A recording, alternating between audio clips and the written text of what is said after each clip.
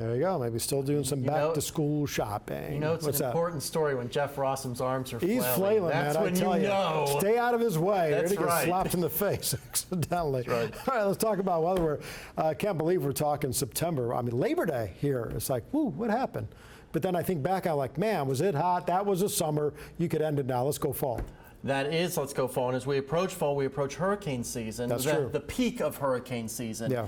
But it has been a really almost a non-existent season. So I figured for this week's Weather Why, we would talk about why it has been very quiet this tropical season. In fact, a historically quiet tropical season. Here's some numbers that I thought you might find interesting. So far in August, none, 0 named storms across the Atlantic Basin. That's what we're talking about here, the Atlantic Basin in August.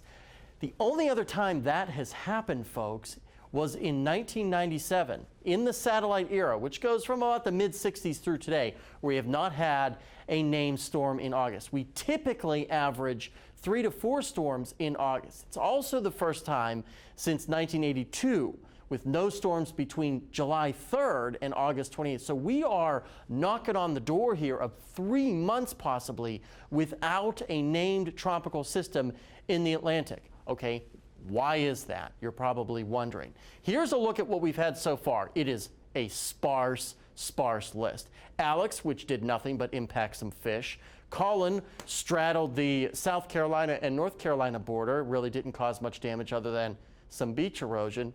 And Bonnie did cross Central America and become a pretty strong hurricane, but really didn't make any impacts other than shipping traffic. Now, if you're wondering, during a La Nina summer, not El Nino, but La Nina, we typically have increased hurricane activity because there's less upper level winds across the Atlantic Basin. And those upper level winds really act to damage and blow hurricanes apart. You typically have an increase in tropical activity off the South American coast because you have the opposite happening. But this year's been different. We've had an enormous amount of African dust that has really hindered the development of tropical systems. Now, the National Hurricane Center is watching this tropical wave right here, thinking it might develop over the next 5 days and move toward the United States. That could be our one chance at a named system in August.